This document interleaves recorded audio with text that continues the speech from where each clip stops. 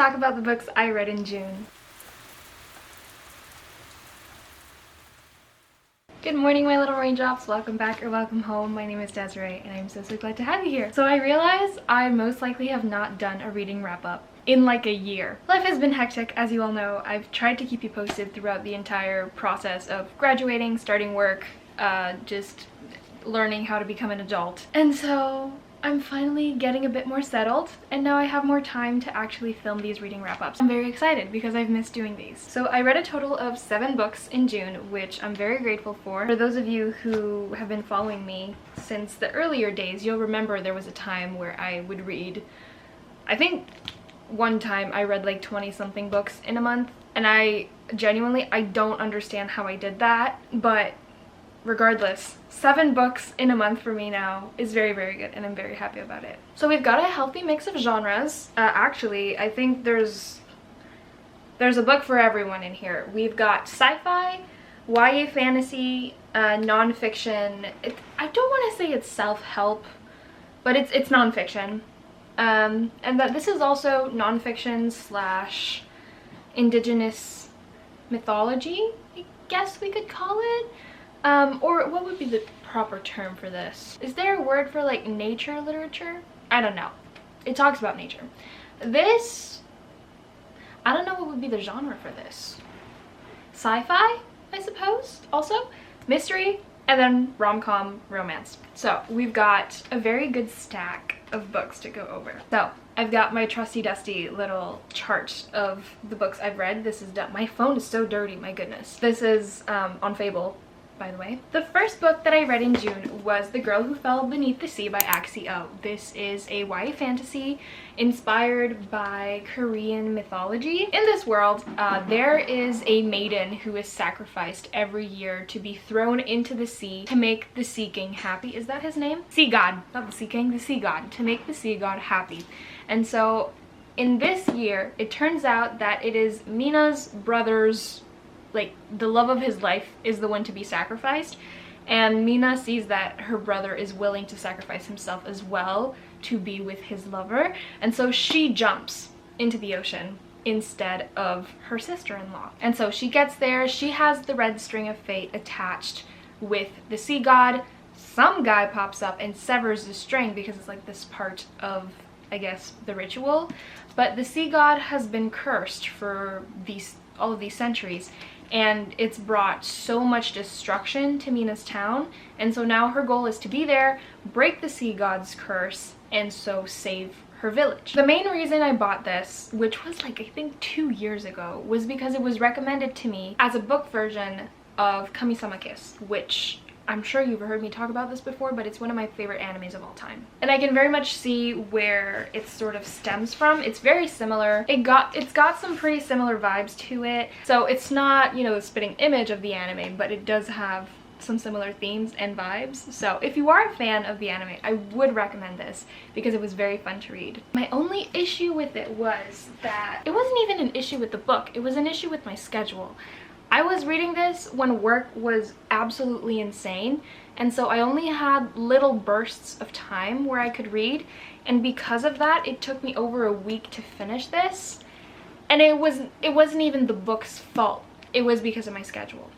But because of that, I do feel like it impacted my like overall experience. So I think I would have enjoyed this book a whole lot more if I'd had more reading time to just fully immerse myself into the story and not have to be like taken out of it every 15 minutes. I haven't done one of these wrap-ups in so long that I feel like I'm so rusty in my explanations. The next book I read was The Measure by Nikki Erlick. Now, I only bought this because of the cover. I was at the bookstore for one specific book and I saw it, and so I left with 2 books. But the plot of this reminded me so much of the movie In Time with Justin Timberlake.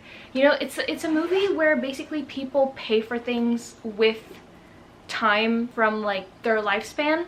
So everyone not like in the book, in the movie, everyone has a like countdown clock tattooed on their arms, and so the way that they pay for things is like they just take each other's arms, and then the person who's paying tips on one side or then the other. Anyways, they exchange time as their currency. You have to excuse me, I need to lay back because my back hurts. So The Measure reminded me of that movie a lot because basically out of nowhere, every single person on Earth above the age of 21 receives one of these little wooden boxes just out of nowhere.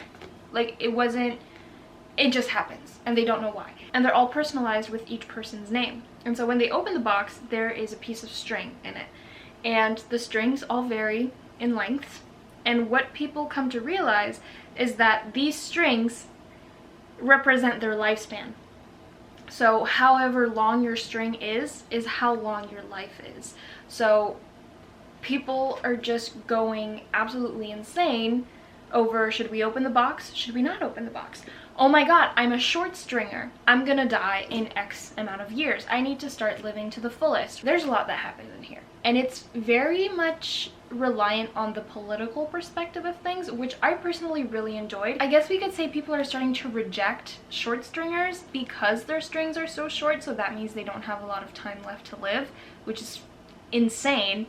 But this guy who's running for president, who has a long string, uses the fact that people like in the government, police officers, people in the military, all those very important people in our society, those of them who have short strings should not be allowed to be in such a role because it's guaranteed that they're not going to survive. It follows the story of various different characters. I think there's like 8 different people in here that like the POVs switch between all of them, and one of them is a short stringer who's in the military. And when this new law comes in that short stringers can't be police officers in the military, all of these high governmental positions, whatever you want to call them, he ends up doing something with one of his friends to be able to stay in the military because that was like his big thing. Even though it follows the POV of 8 different people, which is definitely, like, that's not my thing. That is one of my personal book icks. I have a hard time following so many different perspectives. I'm fine if it's dual POV, but if there's more than like 3 to 4 people, I usually try to stay away from it just because for some reason my brain would tell me that it's gonna take away from the story. There's gonna be too much. But each and every single one of these characters, their lives are interwoven together so incredibly tightly that it feels like you're just reading one long narrative. There's so many fun parallels with every chapter switch because they often bleed into one another, but they're 2 different perspectives from 2 different characters that have never met each other, at least not yet. There's just so much that happens in here that really puts into perspective sort of like, you have a life, live it. Oh, the ending had me bawling my eyes out. Okay, this is a potential spoiler. I'm not saying any names or anything, but I am just saying the type of ending it has. If you don't want to know anything about the ending, please skip to the next book review. I'll have the timestamps, so you can just pause here, go in the description, find the next timestamp, and go over there, or you can just play around with the bar at the bottom. Anyways, this is going to be about how the book ends. So throughout the book, you'll meet all of these characters. Some of them have long strings, some of them have, I don't know, medium strings, and some of them have really short strings. I feel like for a lot of us, especially readers who typically read happy ever after books, will have the sort of thought process of, oh, this will end well. They'll figure something out. It's just, it starts off with a problem, it reaches its climax, and then the problem is solved. Not this book. No problem is solved. Okay? At least not the bigger problem of knowing your lifespan. There's nothing they can do to avoid this inevitable ending. And so the ending is heartbreaking, but also very hopeful, because I probably shouldn't say any more than that. It really is just heartbreaking to see that there's no solution. That really just is what it is. Those strings were right, and there's nothing you can do about it. People are just now going to be living with that power in a small wooden box forever. Either they open it or they don't. Either they know when their life is going to end, or they just stay in the unknown and just try to live their life to the fullest, regardless of whether they have a long string or a short string.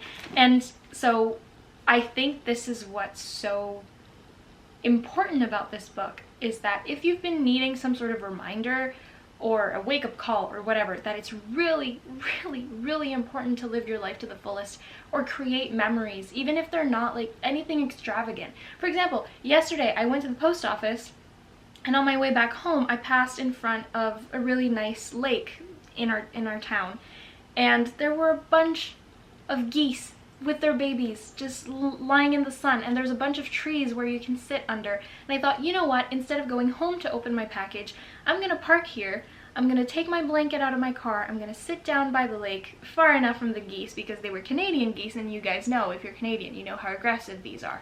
But I, you know, kept my distance. I sat down, I opened my book box, I looked at all the nice things, I took a few pictures, I just enjoyed the air.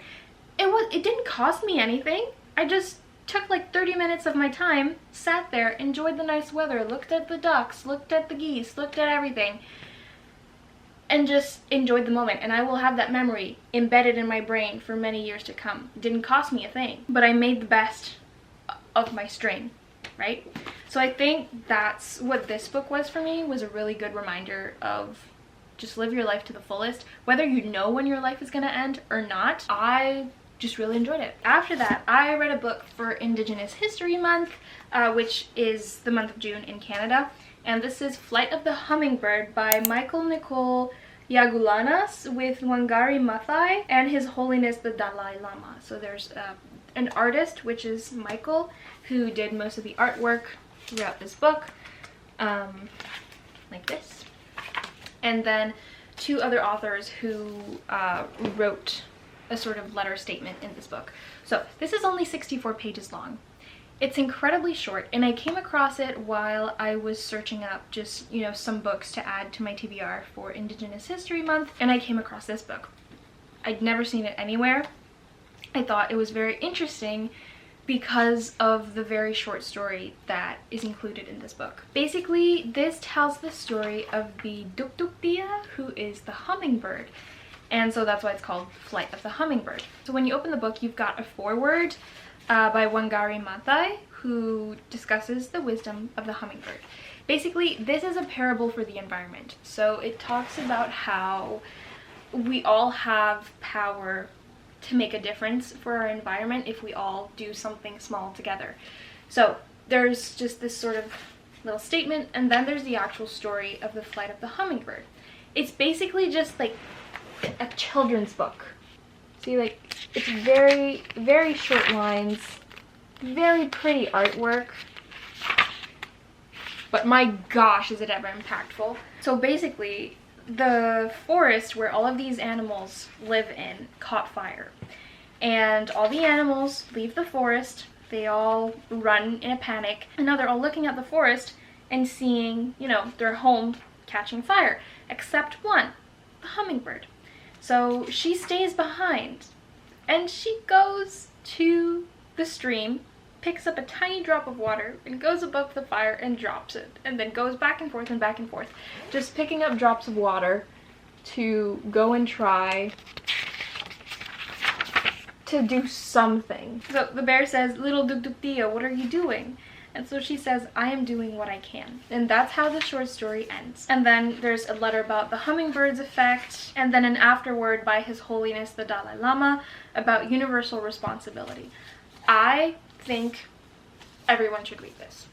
It's unbelievably short. And not only is it just 64 pages, but there's really not a lot of text on it, so it's very, very quick to read. But it has such an important message. And not only do you get to understand a bit more about Indigenous culture, even though it's very short, so you don't get an extensive sort of view on it, you get the message, which is what the point of this entire thing is, to get the message, which is basically, if we all do something small for the environment, when put together, it does make a big difference. We just have to keep up with it. We all have to participate towards maintaining our environment. It can't just be a percentage of the Earth's population. It has to be each and every one of us. Every single animal in the forest, if they'd brought, you know, a drop of water, or if they'd done their share alongside Dukduktia, there would have been some kind of difference. and perhaps they could have saved their home. After that, I finished reading a book that I technically started reading back in December. My mom recommended this to me. This is The Little Book of Hygge, The Danish Way to Live Well by Meik Wiking. My mom read this like, I want to say 3 years ago? I'm not entirely sure. Mom, drop it in the comments once you see this. I can't remember when you read it. Anyways, she strongly recommended it. She read it with her book club. And so I bought this book years ago and started reading it in December of last year, I think, and sort of just kept it as a nightstand table, a nightstand book, a night table book. Whoa. And this was the beginning of my new sort of tradition of always keeping a nonfiction book by my bedside. It started off with this one where I would read a fiction book throughout the day. Like I read when I eat. So I read during breakfast, lunch, and dinner. I read longer for dinner because after dinner I read for like an hour or so before going to bed. So I would just read my normal book throughout the day, and then in the evening I would put that book aside and I would pick up a nonfiction book, just because I feel like it doesn't get my brain as wired up than a fiction book does, which I know for some people it would be the other way around, but anyways, it sort of calms my brain down a little bit because it gets it more exhausted because I need to do more thinking, if that makes sense. Anyways, so I started off with this one. I basically do like 90% of what this book talks about. To sum it up incredibly quickly, and it's not the most decent representation of what this entire thing is, it's just cozy living. So it talks about how the Danish, you know, practice Hygge, what it is, how you can have it in your household, how you can make a home feel, I think the word is hyggelig. I probably butchered that, but I had fun reading this, and the visuals are really nice. There's some recipes a little bit like throughout the book, a lot of statistics, which I personally really enjoyed, and just the pictures are really nice. It just adds a really nice touch to the book, and overall it just really helps you understand a different culture than your own, and I think that's just a great reason to pick it up. But obviously the cover is beautiful, it's adorable, I love it, and it does have some really good tricks to just make your life feel a little bit cozier. Like, for example, lighting candles. I feel like a lot of readers are also candle lovers, so we're already practicing Hygge without even knowing it. There's, you know, having a fireplace, or just the clothes that we wear, or the foods that we eat. And there's actually there's this recipe right here that I really want to try. I think they're like some kind of almond cinnamon roll. Ooh, there's also gløgg. I don't know. It's a recipe for mulled wine, which I would like to try to make in the fall. It's not for everyone. If you're not looking to find more ways to make your home cozy, then obviously this is not really something that would be worth your time. But if you are looking to make every little aspect of your environment as cozy as it can be, I think this is a good place to start. And you'll get to learn some very fun facts about Danish culture as well. After that, I read one of my new favorite books of all time, and I don't think I'm ever going to shut up about it. This was in the recommended stack at my bookstore. One of the staff, this is one of their favorite books, and I had seen it. I don't remember where I'd seen it, but I saw it somewhere on social media and I added it to my TBR, but I never bought it. And then I saw it recommended by this staff who I've interacted with a few times, and they've got great book recommendations. And so this is A Psalm for the Wild Built by Becky Chambers, and it's just, this is the embodiment of cozy. Basically, this follows Dex, who is a tea monk. They started off as, I think, like a garden monk or something like that, and they changed their career paths to become a tea monk. And basically, tea monks are like therapists that give you personalized tea brews. So people would show up, tell Dex their problems, and then Dex would select, you know, the right brew of tea to help this customer calm down, or just find what they need, or just get, you know, get the help they need. And so when they embark on this journey of becoming a tea monk, one of the main reasons that sort of like kicks off this entire thing was that Dex wanted to hear crickets. For context, they live in a world where like 200 years prior, there used to be robots, and then the robots left to live in the wilderness. And so then humans sort of started doing things to make sure to take better care of the environment. So we're living in a very much a sci-fi type of world, because this is sci-fi. Dex does some research, and they find that they have a chance to find some crickets if they go to X place in the mountains. So they set off on this adventure, and so they're making dinner one night. They go take their shower while their things are cooking, and they forget their towel, so they go outside to go and get it. And then there's just a robot that shows up, and they're like, "Hi, I'm so nice to meet you. How can I help?" This robot's name is Moscap, and it is one of the sweetest little characters. Little? I don't think they're that little, but one of the sweetest characters I've ever come across, and I love it so much. So when Dex meets Moscap, you know, they're obviously hesitant. This is a robot. They're interacting with a robot, which, you know, human-robot interaction has not been heard of in over 200 years. So this is sort of like a historical moment, and Dex is like, why is it me? Like, why is it not someone who's smarter or who has better resources for this robot? Moscap wants to understand the ways of the living a little better, and Dex wants to get to this location in the mountains. So both of them have something the other want, and they start working together to, you know, get that 50-50 benefit out of it. So Moscap joins Dex in their journey to X location, and on their way, they, of course, become really, really good friends. In the way that Moscap explains it, it's that basically you don't need to have a purpose or, you know, for your life to have this huge meaning to be deserving of your life. I think that sums it up relatively well. It's not because you don't know a purpose or a meaning or something like that of your life that you are not deserving of it. You should just live your life. Basically, that's what Moscap says. Although it does say it much better than I'm trying to explain right now. But this book very much felt like you were just, you know, curled up on your couch, your very Hygge corner, with a nice blanket, a warm cup of tea, some jazz playing in the background, and you're just escaping into this story. And I would say that this is very much a Hygge story. It's very much Hygge, I would say. So I love it so much. And this is actually book 1 in a duology, and the second I finished it, I ran to the bookstore to go and get the second one because I just loved it so much. And I can't wait to see where Moscap and Dex go next. And I really, really hope that Dex just sort of finds whatever that missing piece was, or comes to an understanding that it's okay to just live their life, and they don't necessarily need to have like all the pieces put together right away. They have an entire lifetime to figure themselves out.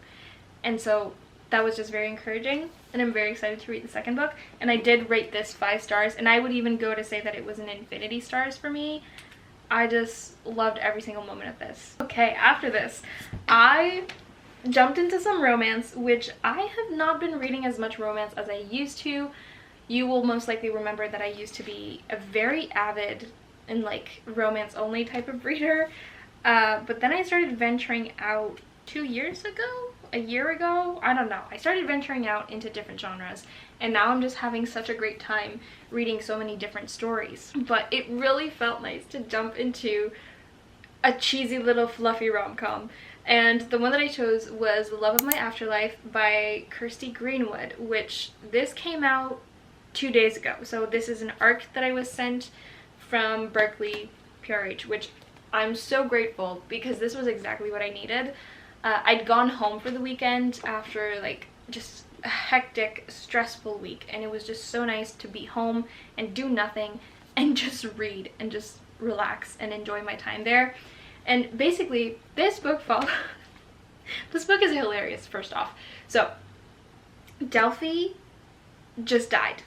Okay, she choked on a burger, and now she is in the afterlife. And when she gets there, her afterlife therapist greets her and starts welcoming her to the afterlife. And Delphi is just so overwhelmed that she rushes out of the office. And as she gets back into like the sort of, I don't know, waiting room of the afterlife, there's this handsome stranger who arrives, and he just like, he instantly starts flirting with Delphi. Delphi feels a connection with him. She's like, oh my gosh, this guy is my soulmate. And then the guy goes back to Earth because he was just like under some really strong meds for an operation. And so he was just there for a brief moment. And so Delphi tells her afterlife therapist, like, I need to go back on Earth. Like, this guy was my soulmate. I cannot miss out on this chance, because she'd been living a very like closed off life. She'd never had like a really serious relationship, as she just, so many things left for her to experience and to branch out to other people and to open up. And so she gets a chance to be sent back to Earth to find this guy and to get him to kiss her so that she can just stay on Earth. Like, she basically comes back from the dead and she has a chance to stay alive. The thing is, she only has 10 days to find this guy somewhere in London, because she doesn't even know his last name. She only knows his first name. With the help of her downstairs neighbor, Cooper,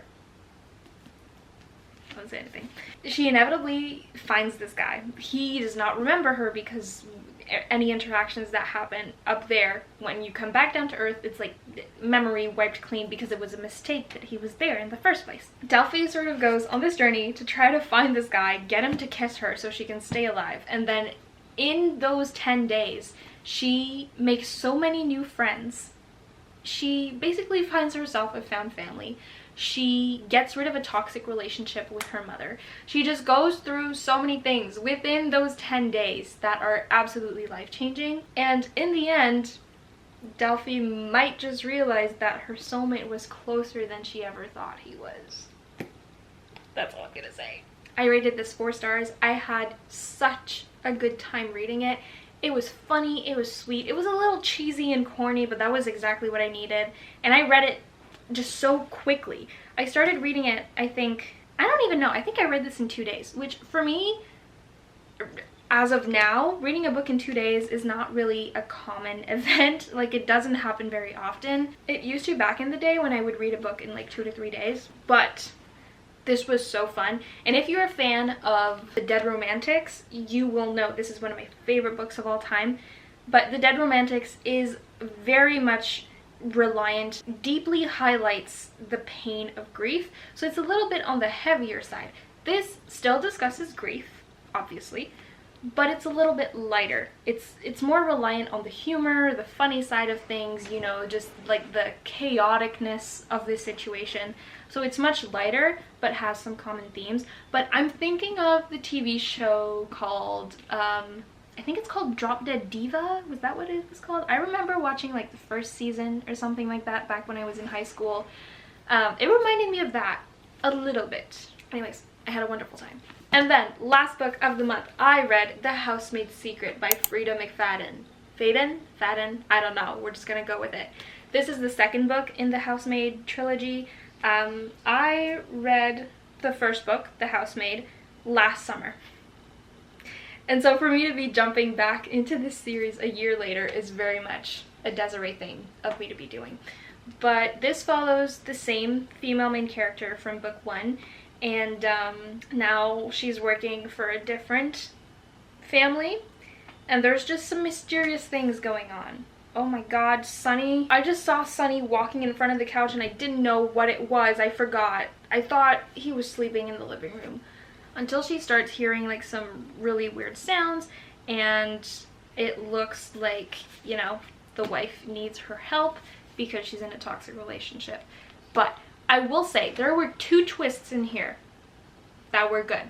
They were, you know, decent. It was the one at the very end that really got to me. I felt like this was a little bit too predictable though. Like the very last twist, I think, about here, that was good. That was a good one. I still saw it coming, but it wasn't as predictable as the rest of the book. I will say the first book was so much better. I did still buy the third book though. I plan on reading it sometime, hopefully this summer. I don't know, eventually I will read it. And I'm excited to see just like how different from book 1 and 2 it is. I rated this 3 stars. I still had a lot of fun reading it though. And I feel like that's the case with a lot of mystery for me, just because it's not a genre that I've read a lot of before.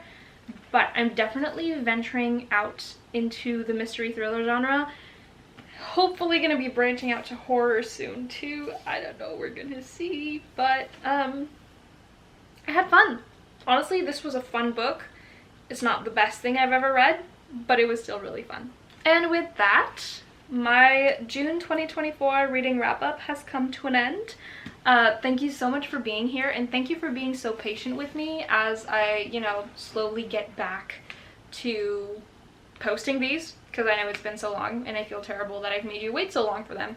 But I do really appreciate your patience with me, and thank you for just sticking around even when, you know, my content was a little splotchy over the last few months.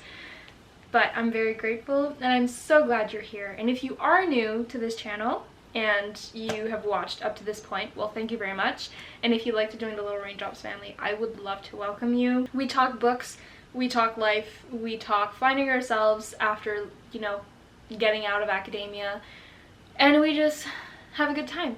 So if that's your type of thing, you know where to hit the button, and I think that's gonna be it. I will also have a link in the description to a like a book list with all of these if you're interested in purchasing them. That will be there just so you have the titles, the authors, all the important information. But otherwise, that is that. Thank you so much for watching, and I will see you guys in the next one.